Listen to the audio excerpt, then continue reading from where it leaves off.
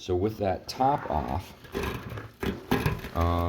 we've got a good deal of creosote at the bottom of there. You see that? That's where that. Is that where that chimney exits? Is that where that hole is? No, right no. There Okay. shouldn't. There shouldn't be any shouldn't hole there, right? be a hole down there. That's got to be from paper and stuff. Right? Yeah. Well, we're gonna find out. We're gonna dig out something. Actually, that's kind of strange. It seems like it goes multiple directions.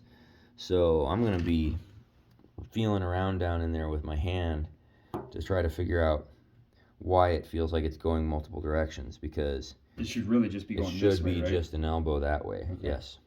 Yep. Okay. And I've got an ash vacuum that we're going to use to suck all that out. Okay.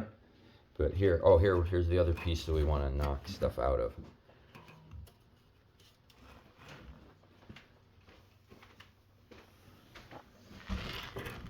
Yeah, there's like an opening down there.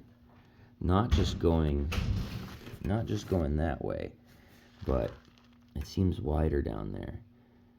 I'll be curious of that.